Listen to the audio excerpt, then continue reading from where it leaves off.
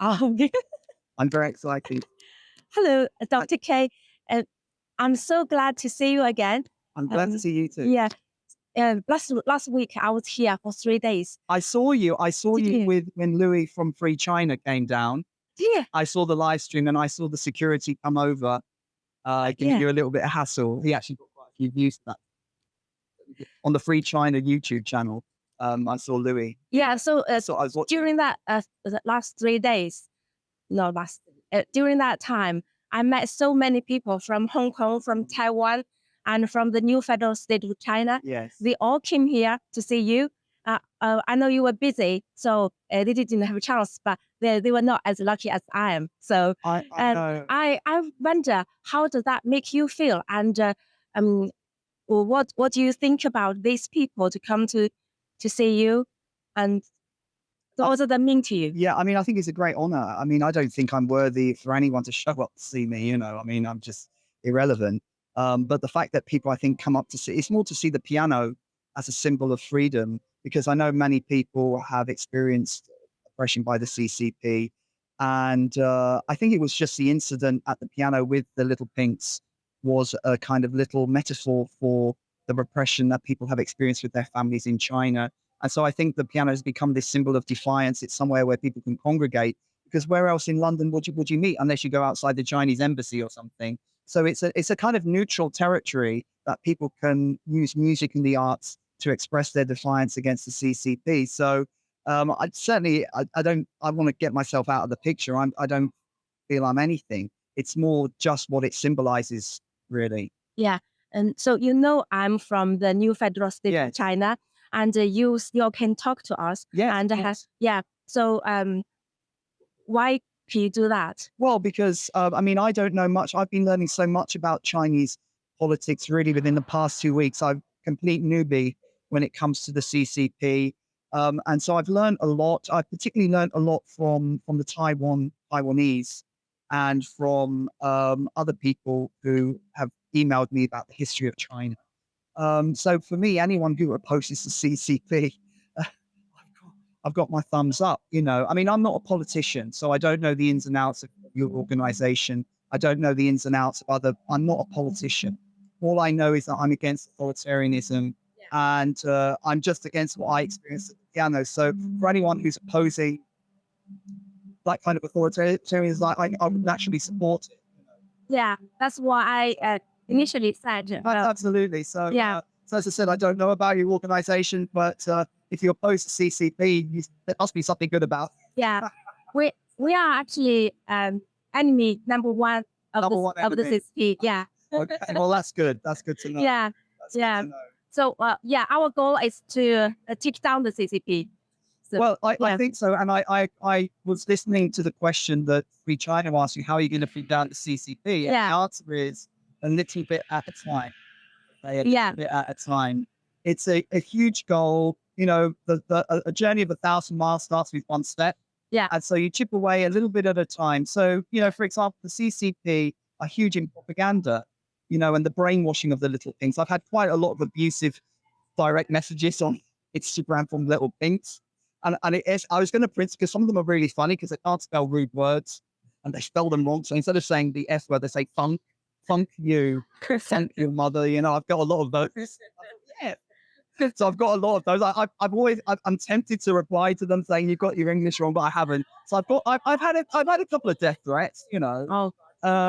and I haven't publicized the emails because I don't want to worry my wife, but I think a lot of it is nonsense. But for me, the brainwashing of these little things is incredible. I didn't realize the young nationalists were so brainwashed.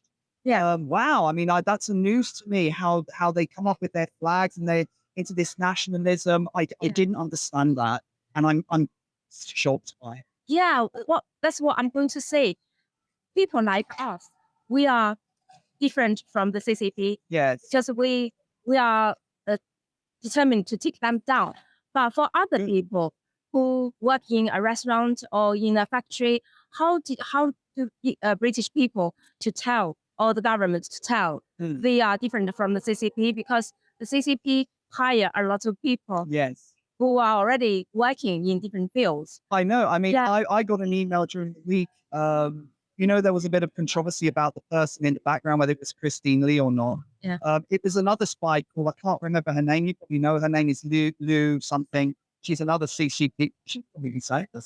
It's probably MI. There was another spy, a Chinese guy, who I won't tell you his name, wrote to me, and he said, this is another spy. I mean, I'm getting a lot of spy. I've been invited to join the spy. I've been invited to become James Bond.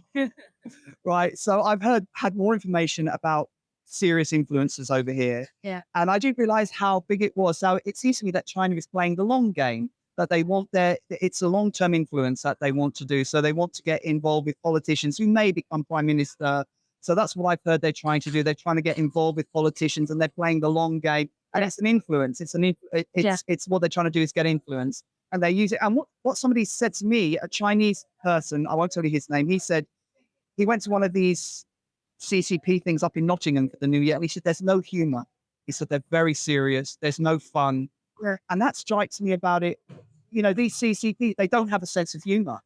No. Have you noticed that? Everyone behave like a military. Yeah. Yeah, that's the one. Wait for it. The police are coming. They're gonna. I mean, he thought we were in Beijing. I was like Tiananmen Square, Yeah. like if we were in China, I'd be taken off to whatever the camp is. Yeah. And I think he was trying to, it just shocked me that they were trying to impose Chinese law in London. And I think some of the Hong Kong people would call this transnational repression. And there's much more I could have said to them. For example, those cards that they were waving around, those yellow cards, they were all in Chinese. They were anti-disclosure laws, Chinese laws, and no one had signed them. No one had, and they were just waving them around. So they came to London and they wanted to make the spot by the piano, a little Beijing. Yeah. And so this transnational repression, how they try and threaten the Chinese community, over how their reach is very far. So I understand why a lot of Chinese people don't want to go public. And I've spoken to a few Chinese people who've asked me to delete their videos up once because they got scared. So I was shocked by that as well. So, we got to oppose these people. Oh, yeah. We love you for that, for your bravery. Thank you. I don't feel brave. I don't feel brave. I was just doing my thing, right? I don't feel brave. I was just doing my thing. I just stood up. I didn't realize when it happened, people just thought it was a misunderstanding of cultures. Okay. They thought, it was just Chinese. We didn't understand it was a propaganda operation. But it's all come out now. So it's a very interesting story. Hopefully somebody will make a film of it. Yes. To sell the rights. Come on, Hollywood. Get on with it. I see a big production coming, live stream catches spy operation. This is a Hollywood blockbuster. Right. And it could expose the CCP. Yes, it will. Yeah. So, Hollywood getting involved. Yeah, thank you very much. And hopefully in the future, you can join our interview again. Well, yeah, I mean, best of luck. And I'm all for freedom, for dismantling the CCP, for being able to think, and also how they are repressing Chinese culture. That's another thing, the traditional Chinese culture, how these people want to control everything, whether it's the dancers, the old Chinese philosophy, the meditation that they try to put. These people are control freaks and they're narcissists. They want to control, they want to micromanage Chinese people. It's an anti-human system, right? True. It's an anti-human system, and music and the arts, which is where I'm coming from, threatens them because they can't control it. Like Name We from Taiwan has been banned. Lots of other artists have been banned because they want to control everything. People who are insecure, they were so secure, they wouldn't be trying to brainwash people and control them. So these people are insecure. And I think you dismantle the CCP bit by bit, and often using the arts and humor and sarcasm and taking the mick out of people helps to do it. So, let's keep going. Let's use the arts to express ourselves and to get rid of these authoritarian regimes. Thank you so much. God bless. Take care.